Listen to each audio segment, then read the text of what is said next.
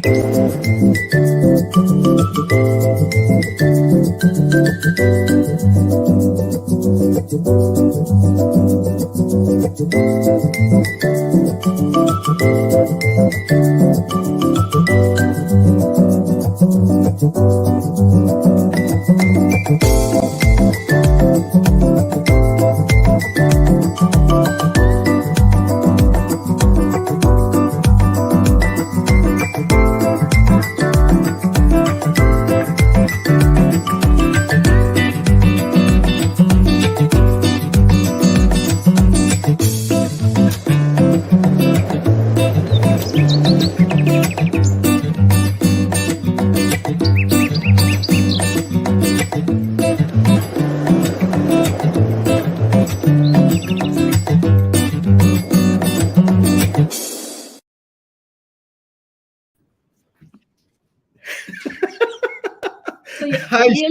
really stoked, as our guest John Sweeney would say, having that video come back, right? So that you can do that dance backstage, right? Ashok, good morning. Good afternoon. Good evening. Good afternoon. I love that music. I miss that music for some time. But yes. So, hi everyone. It's very interesting that today both of us are calling in from Kuala Lumpur, and we have been here for the whole week since Monday in preparation for an event that we had this morning with the Hearts and Minds and Muller. But the show must go on regardless of what we have earlier in the day, and we have a very, very interesting guest this week. We always have interesting guests. This is a kind of a special guest for at least from my perspective. Okay. But before we go on and bring our guest on, Ashok, you want to talk a little bit about what the show is about for those who are joining us for the first time? Thank you very much. Everyone who's locked in, thank you, and welcome to Leadership in Flow Asia. What is this show about? This show is about leaders, quiet leaders in Asia. Every Thursdays between 6 to 7 p.m., we interview them, we go deeper, we dig in to try and understand what drives them, what drives their personal growth, their leadership growth, and how that impacts their organizational growth. And today is another such leader. We're excited, right? Yep. Let's bring it on. Yeah, and just to remind everyone, this month, August, the theme is Purposeful Leadership. And today's topic is about future crisis. Is it a choice? Is it choice or control? And to help us unpack some of how to think about the future, or what's futurization, what's scenario planning, are they the same, they're different?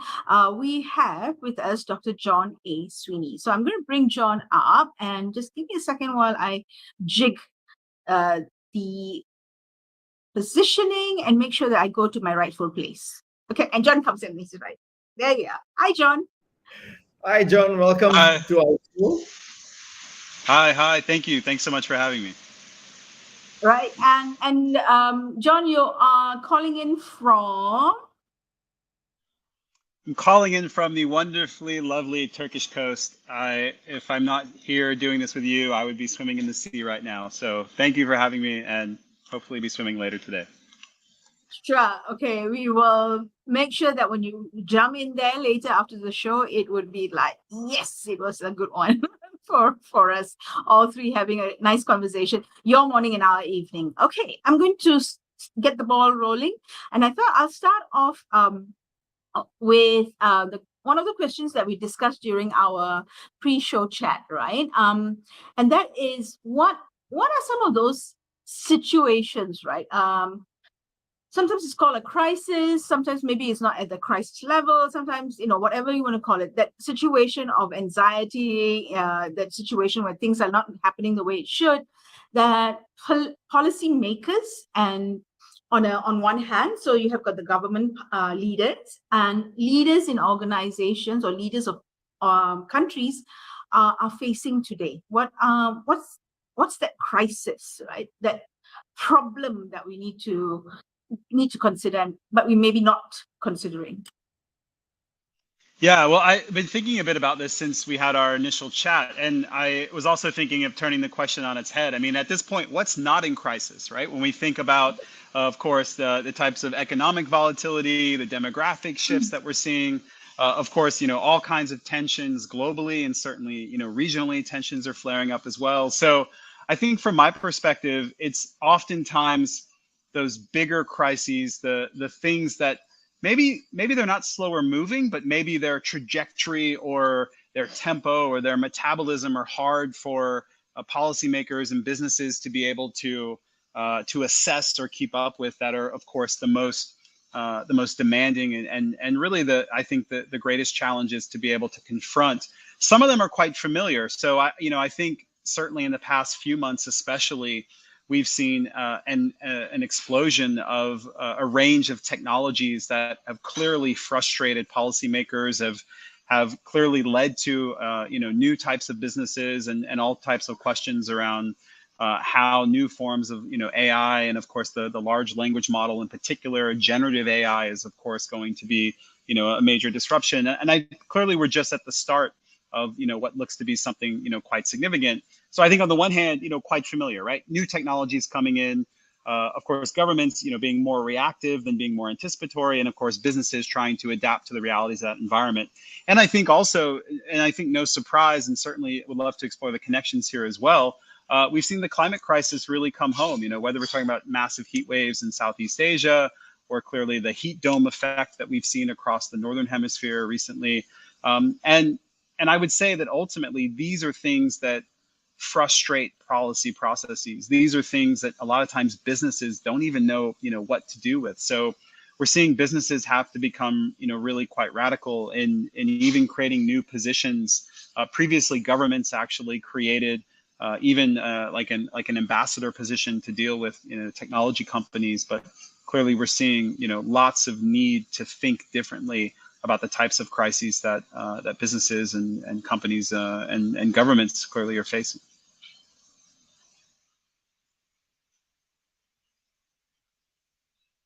Sham, you're on mute. Thanks. I'm going to do that once in a while, right? Fall back into that trap. Anyway, I like John. What I was saying while I was muted was that I like the way you codify it or contextualize it by looking at the obvious, like the obvious crisis, the ones that either you are seeing it, feeling it in it, or you can see a little bit further, and then the ones that are at the trajectory, maybe a little bit more long term, perhaps not so obvious, or maybe because you're not scanning, you've got blinkers on, or you're kind of like, putting your head down and just, going with it because you're so in the now, right? I like the way you framed it, because I think that gives us a way of anchoring to what we mean by crisis, right? What we mean by this bigger crisis. Now, if I take that and I kind of put it in a slightly different way, right? So there are the situations that we can control or that we could plan for, that was because it was obvious on the one hand, yeah. And on the other hand, like for example, we're talking about climate change from when, right? For many people it was obvious. For many people it was obvious, but they chose not to do anything about it for whatever the reasons are, political, business, and things like that. But on the other hand, there are things that it's not obvious. It's not something that we can control. The pandemic was one of it. We never knew it was going to happen that bad, right? We had SARS before, perhaps, right? We had SARS, we had a few other smaller bits, but it was kind of contained, and we never expected something. Perhaps we never expected something that would be so big, right, for the whole world, at least for me anyway. So if I go back to it, there's the obvious, the ones that we can maybe, because it's obvious, do something to control. On the other hand, you've got the not so obvious, not so clear, or they may seem like that. So what are signals, perhaps, that leaders are missing? Maybe because we're not sensitive to it. Maybe because we haven't opened our eyes, maybe because we are blinkered, maybe because, like I said, we are just putting our heads down, doing the hard work, and just going with it, right? So what are those signals? What signals do you think that leaders from your work that you're doing, we are not picking up? Yeah, this is a great question. The one signal that I think is maybe at possibly more of a meta level is that the whole idea of control itself is I think starting to really be seen as problematic, and sometimes even worsening problems or issues. So I think the kind of command and control mentality that somehow we could intervene directly into a complex system and produce an intended effect is really starting to show. I think what, for not just recently, but maybe for longer, has certainly been the case, that's wishful thinking. And so I think the one signal is that I think leadership and certainly interventions are having to change to confront the realities that in a complex world, in dealing with complex systems and very dynamic challenges, that this kind of like one intervention, one output type of thinking is clearly not, is not up to muster, right? It's not really, being effective. Now, there are instances, of course, where, interventions can make a difference, and certainly it's very different, public sector versus private sector. But I think that as a signal is certainly something I'm seeing a lot more attentiveness to complexity, a lot more engagement with the realities of dealing with certainly an uncertain business environment, and certainly, the uncertainty that we've all felt in the past few years. I think there are some almost counterintuitive things that signals to point out as well. There's a colleague in Thailand, Adam Sharp, who has made a really interesting game on depopulation, degrowth. And of course, now we'd say, oh, wait a second, all the trends point towards, things are growing and the population. But like, actually, there are, of course, lots of places where demographics are going off a cliff. And even if we look at some of the data that was released recently, right, with population growth, of course, slowing significantly in China, and even the shifts around, where the new urban center is going to be in the world. So I think this kinds of, bringing counterintuitive thinking about or signals about like where might opportunities be in the future, and what might future consumer demand and trends be emanating from. I think some of those signals are quite interesting.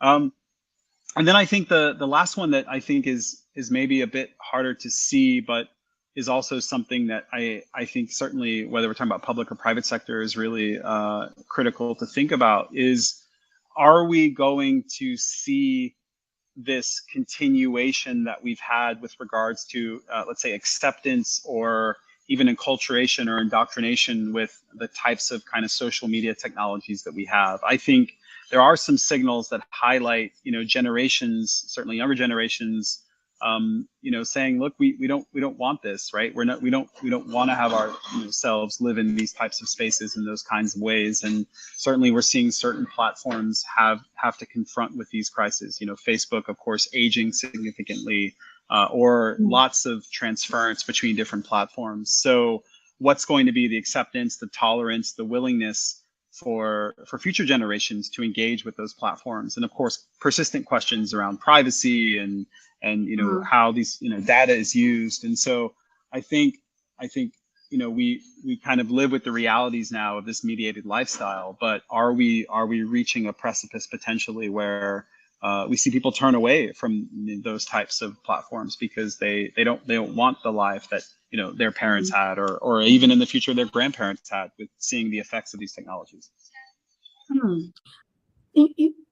Can I just ask a follow-up question before I pass on to you, Ashok? Because John said something. You said counterintuitive, right? How do we think counterintuitive? You know what I mean?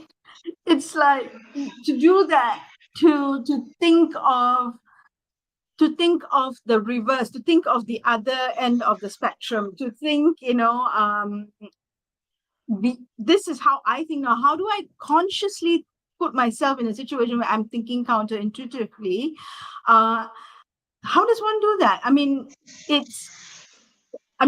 it's difficult, I think, for most leaders to even consider thinking about what's going to happen, or if you think about how am I going to budget for next year, or how am I going to budget for the next 3-5 years, right? That in itself is for some people quite challenging. Now you're saying counterintuitive. So what skills are involved? What kind of mindset needs to be there for us to be able to think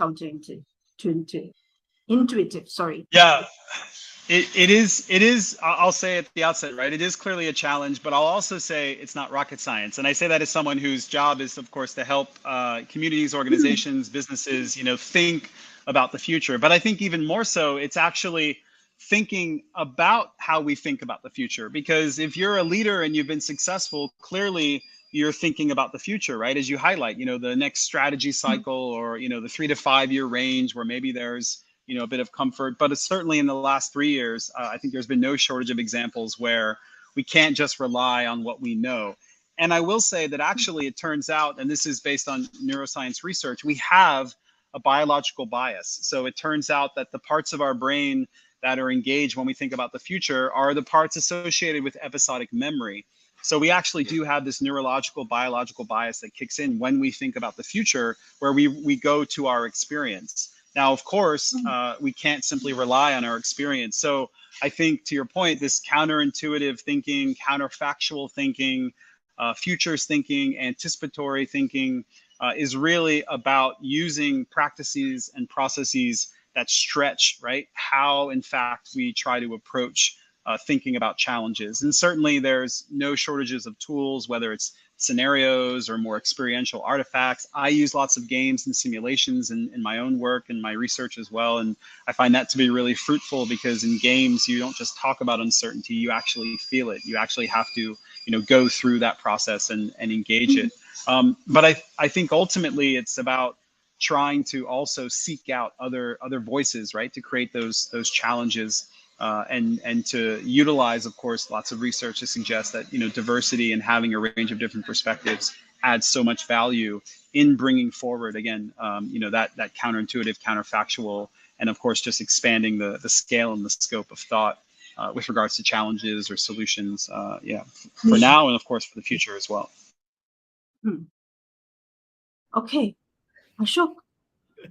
Thank you very much for that, John. So what I'm hearing is we have to think differently about how we think about the future, and I like that statement.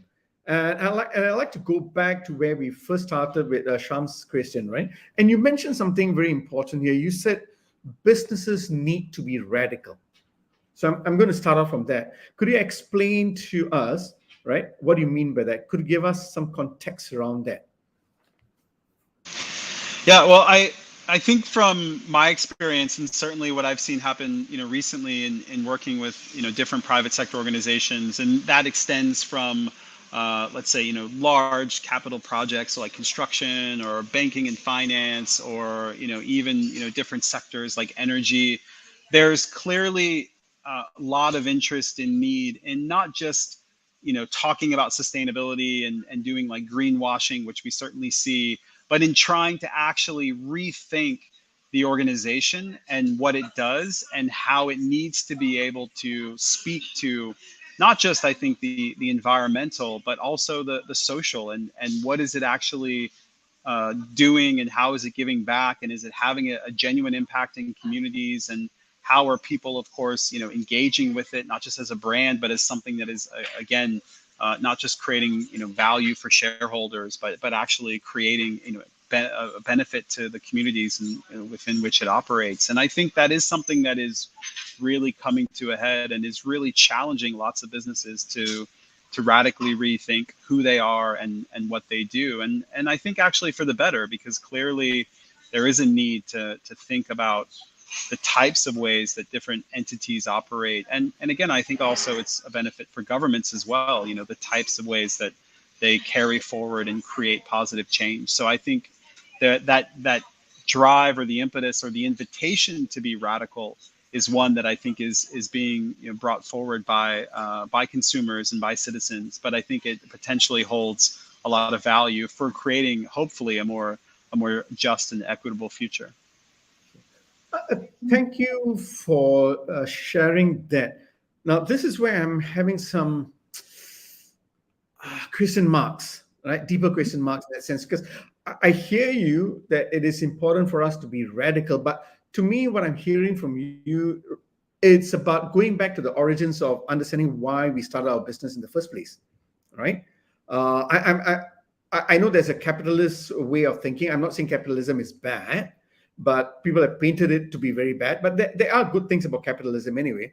But even if you think about businesses, what I'm hearing from what you're saying is we got to go back to understand the roots of why we started our business and how it can be a social impact, not just looking at it from a capital point of view, right?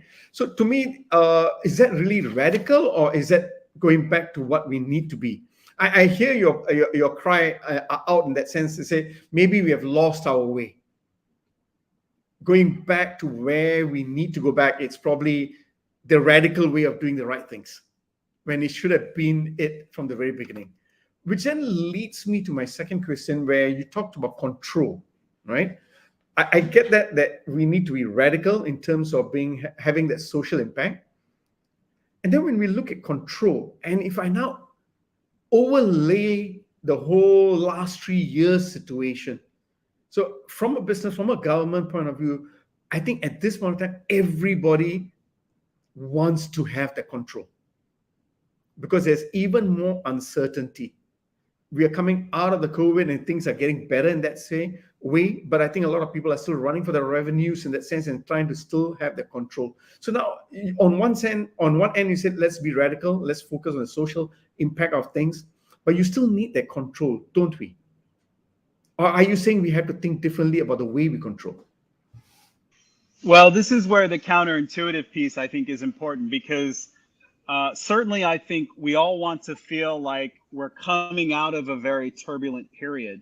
But I think the reality is that actually the last 3 years potentially is just the start of a longer sort of durée, if you will, a longer epoch or era where the kinds of disruptions we've seen in the past 3 years are going to be more frequent, more intense, and more felt. And now, with that being said, I think your point that actually what these crises and what this uncertainty is challenging organizations to do, and this again is whether we're talking about SMEs or large multinationals or even public sector organizations, is to go back to core purpose, right? Is to say, look, what was essential to who we are, what is really our purpose, what are we trying to bring forward in the marketplace and to citizens and to communities, and how do we actually look within and realize that it is going to require again this change, because again maybe it's been lost relative to certain factors, and so I think sometimes the most radical thing you can do is to go back, right? Is to go back and say, wait, this is who we are, this is what we need to do, this is part of our core. And I think part of that radical sort of shift and that radical move is also saying we need to become a learning organization, right? We need to think about how we bring learning into our DNA and how we bring that forward in who we are. And this is also why I think Foresight and the Future's work is critical, because I think it helps to drive that. But I think to your point that again that most radical thing can be oftentimes back to that core, back to that essence of where the organization began and what is at the heart of who it is. Sure. No, thank you for mentioning all of that. So I'm hearing two things here. Is yes, we need to be radical in that way, and one of the ways is we need to be a learning organization, right? So I just want to take off from there. One of our other hosts, Muller, right? She was also commenting recently to me that the spirit of learning have been lost in organizations, because it's appears to be more forced upon. It's not for the love of learning, right? So even when you talk about it is important for organizations, right, to move and become a learning organization, what can we learn from the past so that we don't repeat mistakes for the future. What are your thoughts on that? Yeah, well, I say that I often have this experience where, like, if I'm engaged with an organization and, through the context of my work on Foresight, oftentimes at the end, it's like, how do we make this part of who we are? How do we bring this into our organization? I will ask directly, do you have a learning strategy? As an organization, have you committed to say, this is how we're going to learn? And a lot of times I get blank stares, right? They're like, we don't have. No, they maybe have an HR department. They have a capacity development programs, but the idea of like an organizational wide learning strategy is something I think is still quite radical, and I think quite rare. So I think, at least for me, the idea of learning and how that ties into what organizations do already and what they can do is really about and learning from the past, and why maybe that hasn't stuck is, are we genuinely incentivizing people and creating a space for people to learn, and not making that something extra that they do during coffee breaks or during lunch, or when they're not doing 5 other things, but like we're actually creating a space and supporting learning and really ensuring that people have the time to make that part of who they are in the organization. And I think that's something that, at least in my work, I see is that people want to do this, but a lot of times they simply either don't have the incentives or don't have the literal time and space to be able to do it. Right. Sham, before you take on, I just want one last question for me. I like what you mentioned about do organizations have a learning strategy? I'd like to go a little deeper into that. Could you tell us what you mean by a learning strategy? Maybe you can give us an example. Is it more outcome-based? What are your thoughts on that? Yeah, so I think, a lot of times organizations will, of course, through like, let's say an HR function, or sometimes even through, let's say like a strategy team or even an innovation team, have kind of projects and programs that are available or essentially, brought forward to create a space for, let's say, an employee or, a worker to be able to, contribute, let's say, a voice, or to have a chance to be, quote, upskilled. But I think this idea of an organization saying, we want to actually support you to learn, and that learning need not even be, let's say, directly, related to a particular task or function, but saying like, we want you to actually be able to have the ability as an employer or worker to explore, right? And to bring that exploration into the organization. And so I think there's the idea, and what I've seen is like more directed learning, which is maybe more, skill or task oriented. And then there's this more, let's say, curiosity driven, more exploratory learning, where you might even have people, and we've seen this with organizations, like big organizations like Google, where they create time and space for people to work on passion projects.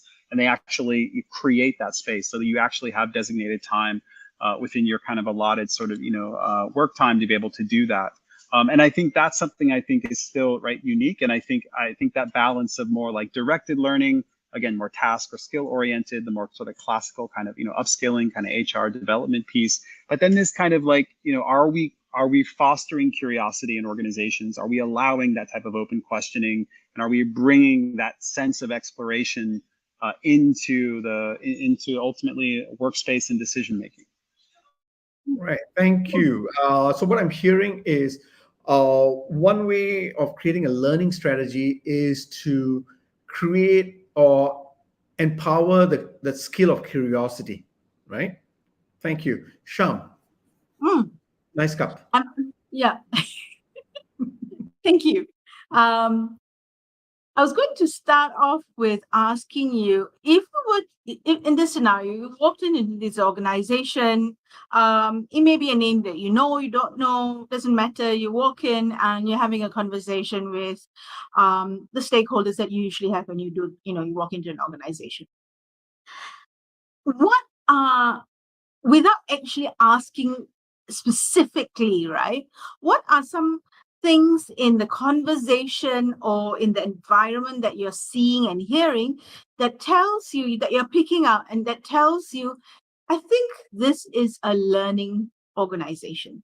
And then I'm going to go back to that question, right? So it's like those clues that, very very good detective will be able to pick out without even having to ask that question, right? Yeah, this is I think what's interesting is that a lot of times, like if I come into an organization, right? So as a futurist, oftentimes I interface with certain functions in the organization. So maybe an innovation team or a strategy team or risk management, and sometimes right, it's like an HR function possibly as well. The telltale sign for me is somebody might start, a conversation, or as the conversation proceeds, they're like, "Have you seen this?" And they're bringing forward things, right? And they're paying attention to certain developments. So the kind of base, I would say, in the core of kind of futures thinking, what we try to bring forward in sort of this more anticipatory mindset and this curiosity driven piece is, you mentioned this before, this idea of scanning.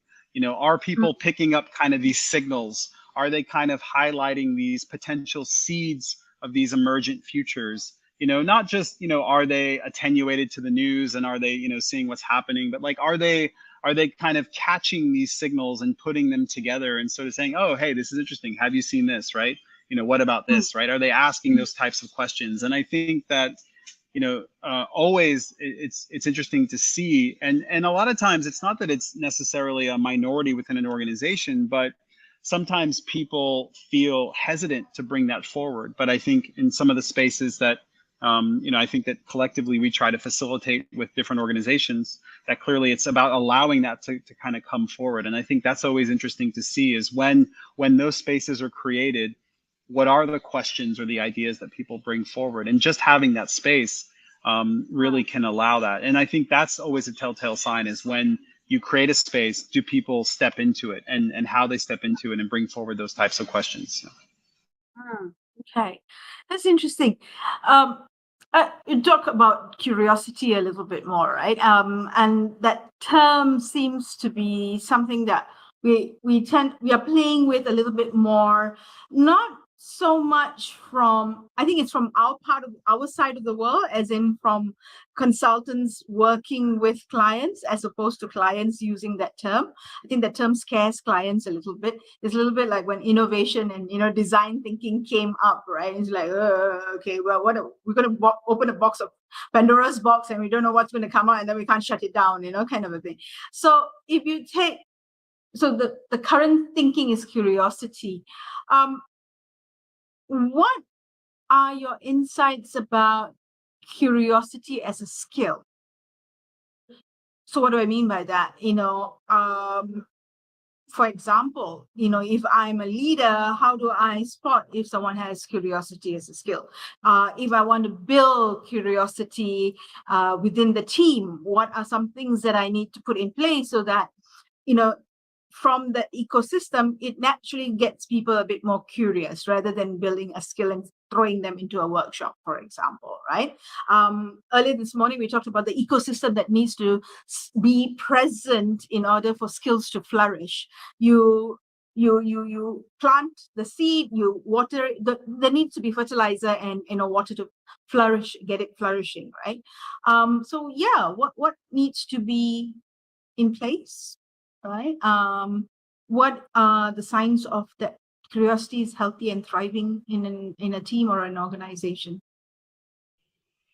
Yeah, I think this point that you bring forward around the ecosystem is critical and essential. But first, let me say that oftentimes when a manager hears curiosity, they think that you're doing something that's not creating a value for the organization, right? It's like this red flag. It's like, wait, no, you be curious on your own time, right? We need you to be like, effective and output is what we do here, right? And I think, at the end of the day, even the most, thoughtful and the most generous manager, right? It still has that sensibility because there's still this kind of like, the KPI culture. And I think that's, to me, what's most interesting is like, what if curiosity is a KPI? What if we realize that an organization, which is an ecosystem, needs managers, right? It needs bean counters, but it also needs visionaries. It needs tricksters. It needs people that are willing to stand up at the meeting and say, look, like, I don't agree. I have a question, right? It needs all of those things because ultimately,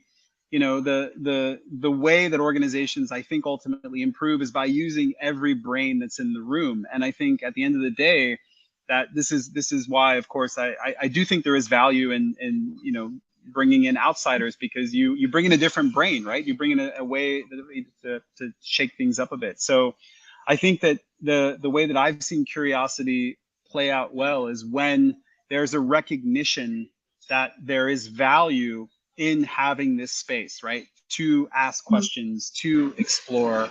And a lot of times, and I think this is also to your point, it's not just in, quote, the workshop, right? I mean, there's, I think, a reason we talk about the retreat, right? Because oftentimes it's not just the retreat from, the organization, but a retreat from the realities. And then we go back and then everything gets lost. So this idea of like, can we normalize this? Can we bring this in? This is not just a water cooler conversation. Can this be part of the DNA of how organizations run meetings or how organizations make decisions, right? And so it has real, genuine value and impact, and it's not a sideshow. And I think that's something that is being experimented with, and different organizations are trying to be more attentive to. I'm going to pursue that line of thought a bit by asking you to perhaps give us an example of one and the other, right? One is where a client, an organization that you've worked with, that has made curiosity kind of like a central aspect in how they do work. What does that look and sound like? What have they done? Give us an example of that. And maybe also an example of where they're just doing it to tick a box for some reason, right? We're talking about curiosity, but they're just doing it to tick a box. And how does that look and sound like?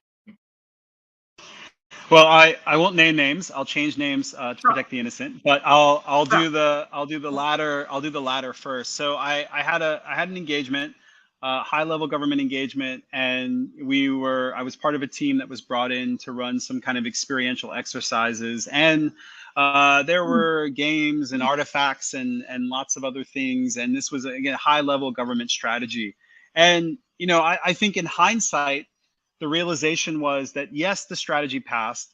Yes, we use these, quote, innovative methods. But at the end of the day, was it just theater? Did anybody really learn anything? In other words, was the decision made before we were in the room already that this is what we wanted to do? And so all of this other stuff was really just, an elaborate sort of, theatrical production so that we could say that we were being, participatory and we were being innovative and lots of sort of window dressing, right?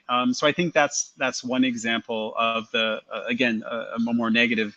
I think on the positive side, the one that still sticks out in my head was, and it really simple, was like, and people asked this, they said, look, I get it, but tell me practically what we can do. And I said, well, you need to create a space. He's like, okay, literally tell me what. I said, do you see that wall? And I pointed at the wall in the organization. I said, make that your what if wall. And he's like, what? I said, look, take everything off that wall, paint it a different color, create a space for people to write on the wall. But the only rule is you have to write only what if questions. So you can only write a question, what if? And they essentially agreed to do it, right? So they painted this wall, a fairly sizable wall at the kind of front, kind of entrance space of the organization. And it was one of those walls you could write on and you could erase and And slowly over time, what if questions started to emerge. And the what if questions at first were very sort of, like blue sky, what if this? And then they became about the business environment, and then they became about the organization. And all of a sudden, it just became this natural sort of normal way for people to engage. And again, that creation of that space, the normalization of that, and again, not formalizing so everybody has to go at 3:05 p.m. and write on the wall, but just making it something that's there and that's open, I think allowed things to be surfaced that otherwise didn't really have a space. And I think it's that type of an activity and the creation of that space. And again, that's a unique example. It's a physical space can sometimes allow things to come out. That's it's interesting how the similarities in how we need to embed something that's new or a new way of thinking across all the new ways of thinking that have happened through the years, right? So when we talked about, design thinking, you're talking about all the new tools that came out, or how do we think out the what if came from that, right? The agile way of thinking. It's similar in that how we integrate it, we need to think about it slightly differently as opposed to just a pure skill, right? It's not just pure tool, right? It is something that we want to make as part of our culture. I want to go back. Ashok, I'm just going to ask something that's related to what John said when we had our pre-show chat. Sorry, you said curiosity and boundaries. You said curiosity with boundaries. That's kind of counterintuitive, right? Going back to that word again, right? Curiosity and boundaries. So can you just go a little bit deeper on that? What do you mean by curiosity with boundaries? Yeah, so I think that you want to find a way to bring in that excitement and that learning that someone might have, to the organization. I mean, I think this is where the realities of the market or the organizational purpose are need to be held true. I mean, the honest truth is, if somebody wants to learn the piano or the accordion, that's great and lovely and wonderful, and we should all support them to be their best self. But like, at the end of the day, like, we want curiosity that's ultimately benefiting who they are and what they do, and creating additional value for the organization. So I think this is where there has to be that linkage or that tie, right? There has to be a space to say, okay, are we supporting curiosity that is having a benefit? Let's say maybe it's as simple as mental health. Maybe it's as simple as, like, this is helping us ideate. Maybe this is helping us challenge. But, like, I think this idea of creating boundaries is also saying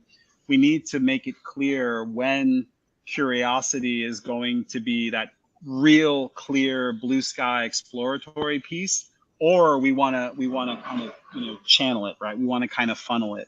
And I think there is that testing that organizations have to do, is to experiment with it and find ways that it is going to bring value to the organization. Because I have seen this happen as well. Organizations maybe invest in a Foresight project, or, of course, like you mentioned, agile or design, or these other things that have come up and, of course, go in cyclic waves.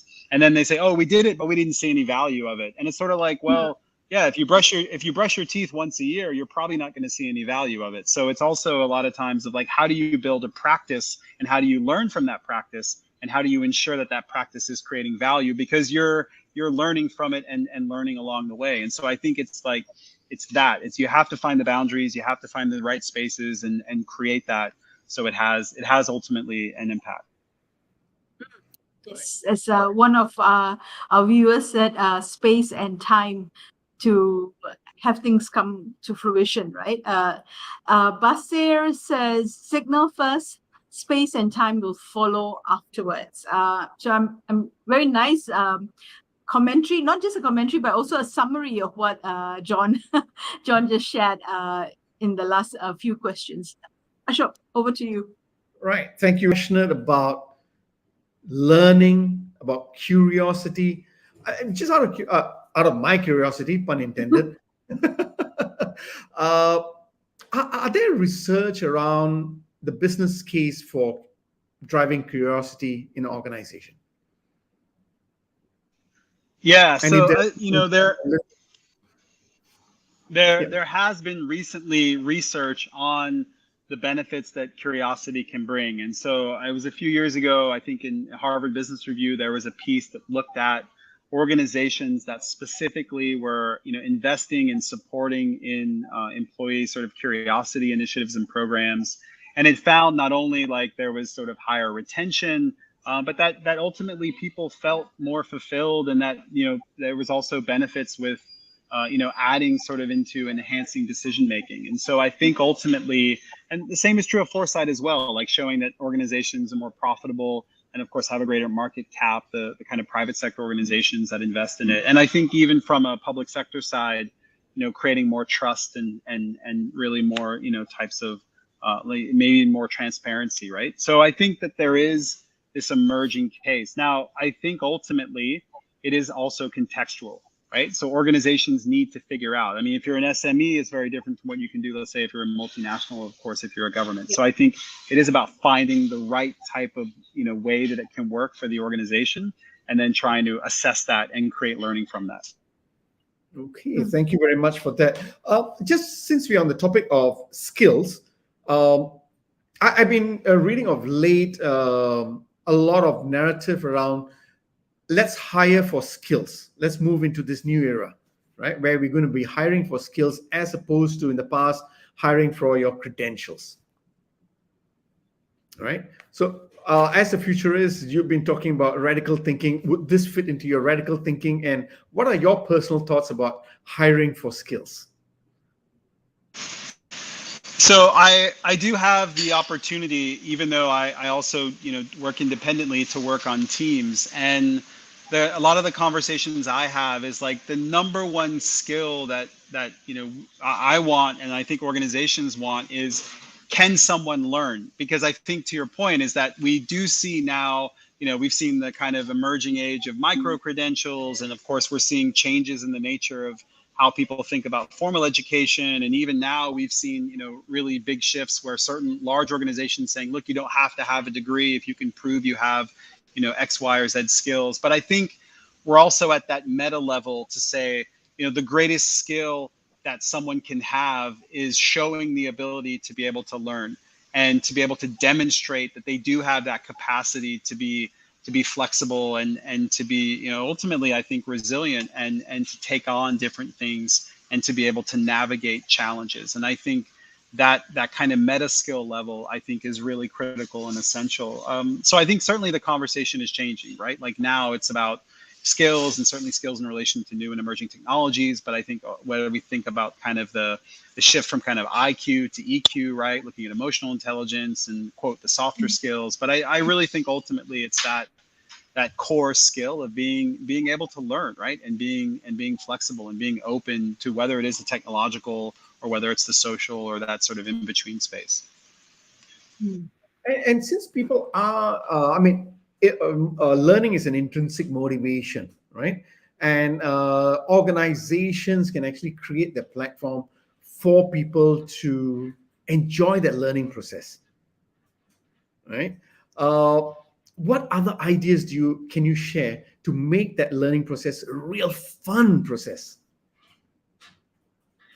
Well, this is where I think my bias also comes in. So at least for me, and I think there is actually a basis in the literature and the research to suggest that like play is a really powerful tool for ensuring that learning is not only sustainable, but also, I think to your point, like fun. Like, why should learning not be fun? And we've seen this, I would say nothing short of a revolution with regards to how games and simulations are utilized across education, whether it's higher education or primary. So I think it's quite natural to think about ways with which learning could be normalized and institutionalized and ultimately, brought forward as something that is really play driven and play oriented. And I think actually that there's, again, a lot of really emerging research to suggest that has an immense value, not only with regards to kind of output, but those other more intangible, implicit things, right? Like mental health and well-being and even, dynamics within teams. And so I think there's a lot of value in really saying that, if we do have a learning strategy, how do we make play a constitutive element or a core pillar of that, right? And how do we ensure that we have people playing in different ways? And actually there's really interesting evidence to suggest that play also is helpful as we age with regards to memory and neuroplasticity. So play actually literally keeps our brains younger.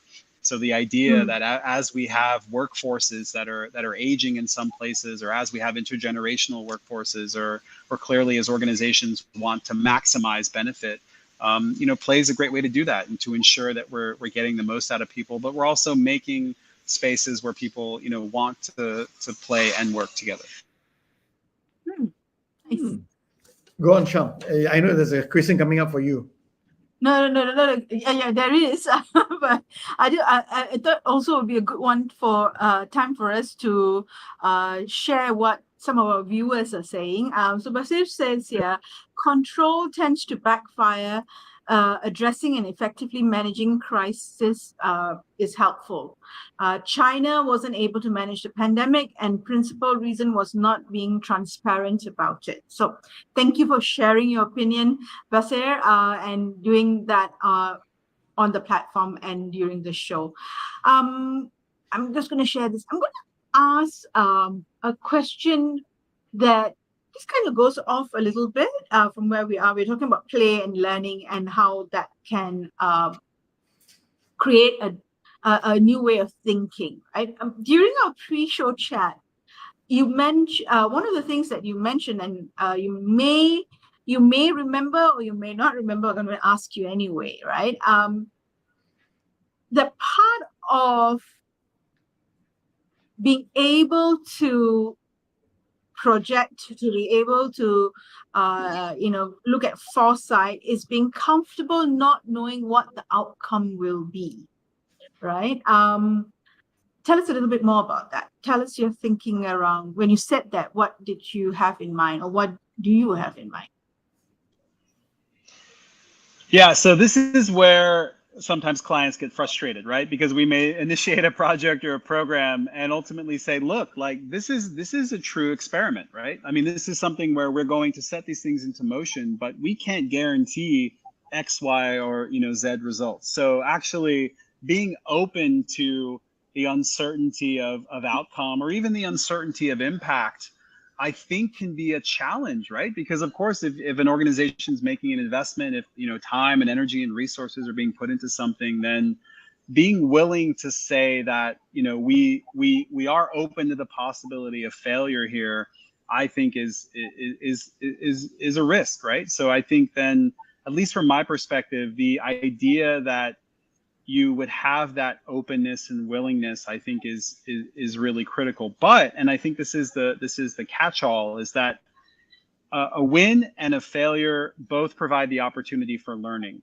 So if you're able to say, look, we're going to do this, but we're not sure maybe what the benefit is going to be, the impact, the outcome, but we're going to try to measure it and we're going to try to learn from it, then essentially what you've said is like, we're a learning organization, right? We're going to try to do this. And of course, like, organizations can't only be learning organizations, right? They have to, do stuff, right? They have a core purpose, they have a mission, they have, vision, trying to enact. So I think it is ultimately about saying, again, how do we have, boundaries and borders with that? How do we ensure that it's, sustainable for the organization's size and scope and scale? And then think about, what does it mean to actually enact this in a way that is going to bring value, and again be really purposeful, and also again drive hopefully future experiments and further learning in the organization.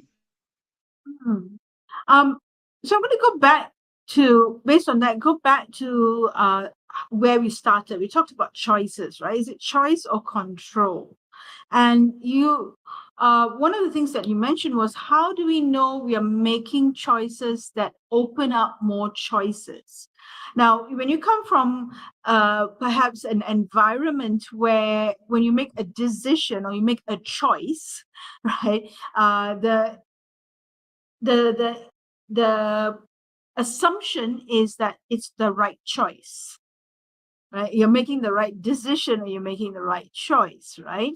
Whereas here, when you say, how do we know we're making choices that open up more choices? It tells us that we're not necessarily making the right choice. There is chance that there is failure, okay, or there's chance that we might not get it right. There's a chance that we may have to make a U-turn. Am I missing something there?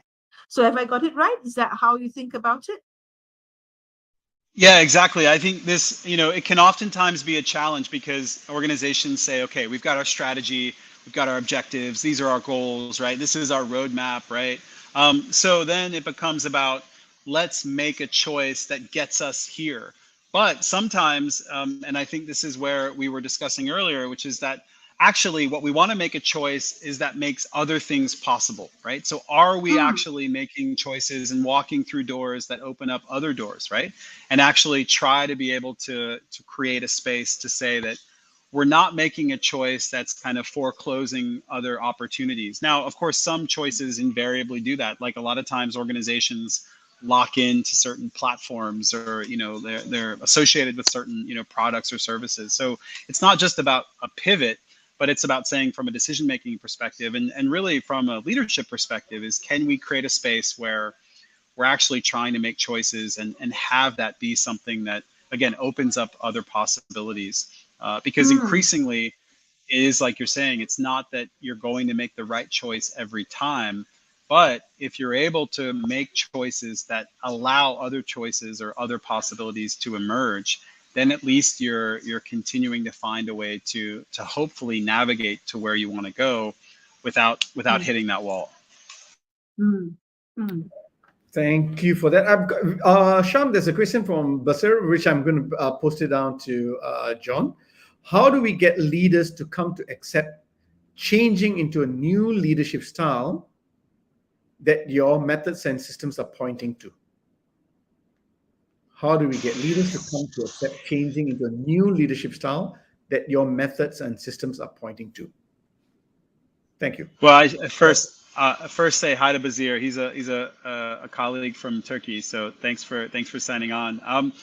So on the one hand, I think leaders don't have a choice. Like, I think they're going to have to change, because actually we're seeing the uncertainty, the turbulence, whatever acronyms we want to throw at this moment. Like, it's necessitating new forms of leadership. And actually, I think what we're seeing now is this kind of like the irresistible force hitting the immovable object. We're seeing a lot of failures and breakdowns because we're seeing old styles of leadership and governance, again, private sector, public sector, hit the wall in the realities of the 21st century. And so I think that clearly there's been this gap and this kind of delay in leadership catching up to the realities of this of our historical moment. And I think the acceptance is trying to come to grips with this. So I would say that actually it is about trying to allow and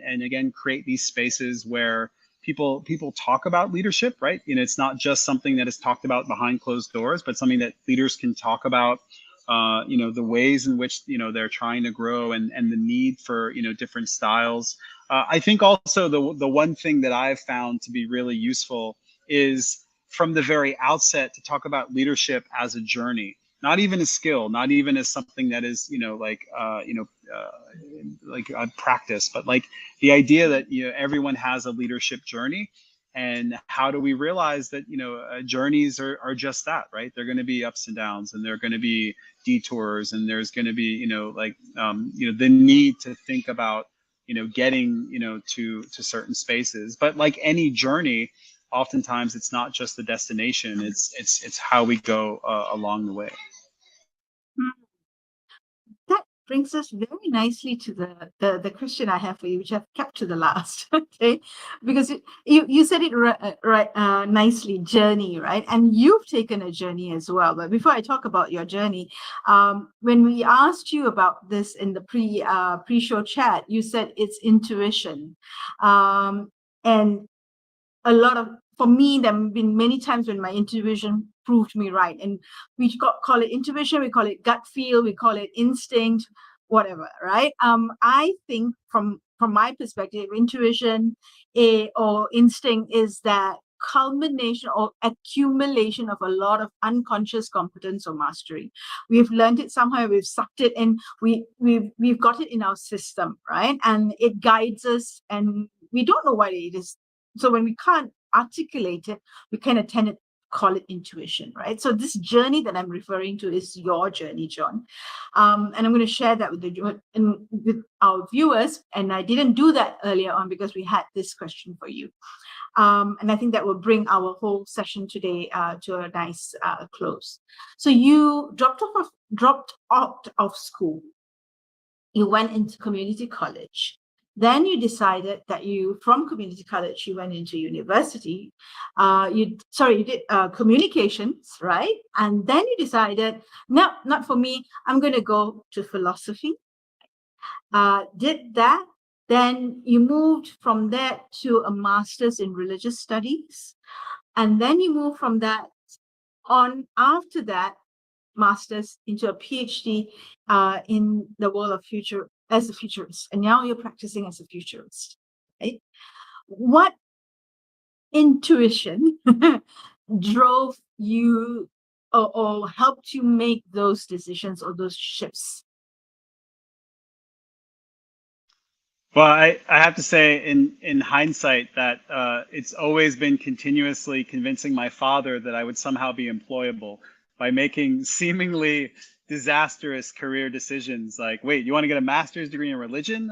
You're walking away from a degree in communications? Like, what are you doing?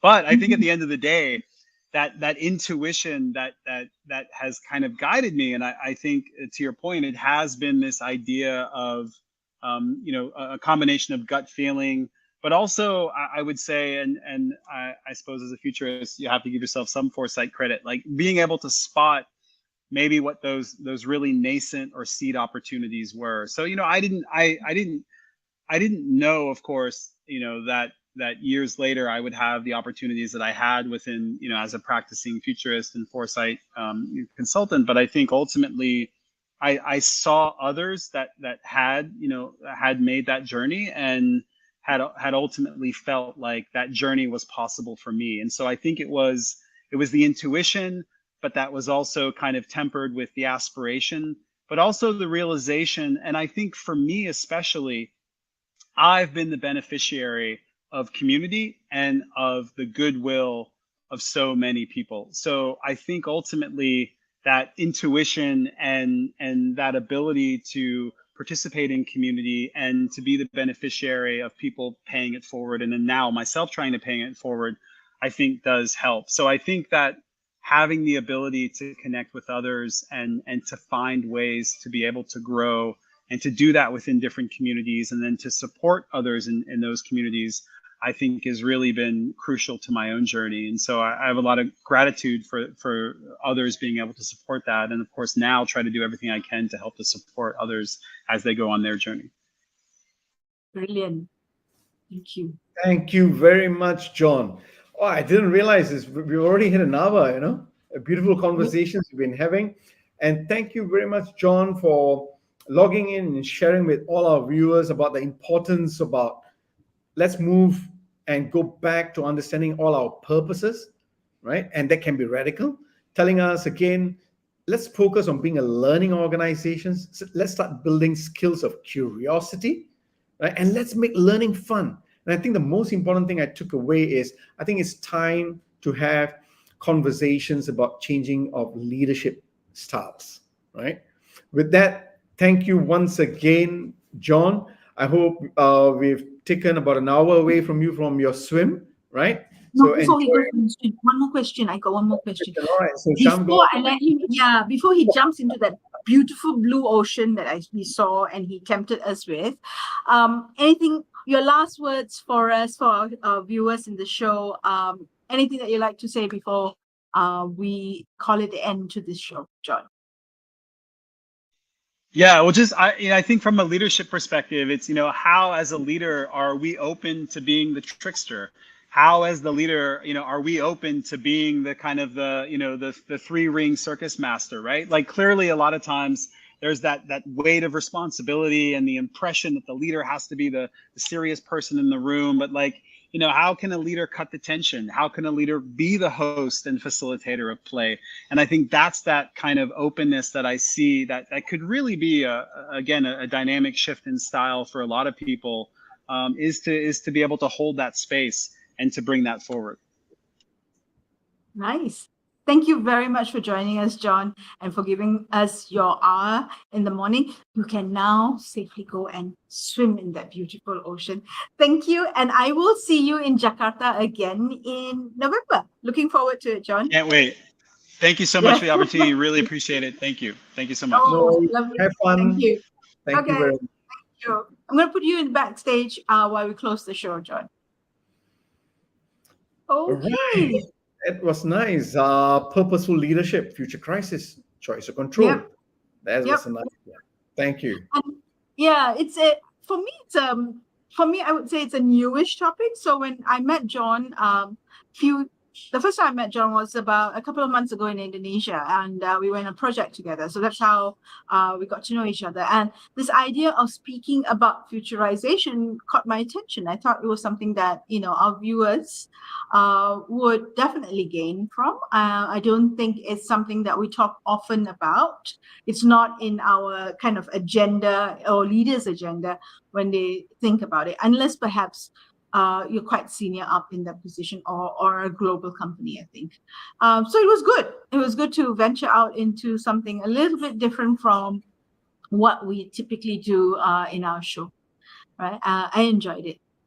So thanks for Me hosting me. If you got any last words? We have one more week for August. Yeah. Next. Sorry, not one more week. Sorry, we just started August. There's 2 more weeks, right? Yeah. Okay, so we're on again next week. Same time, same place. You would have to tune in to see which combination of the 3 hosts that you're going to get. And we don't know, so figure it out. Until then, bye everyone. Bye. Have fun. Have fun. Bye-bye.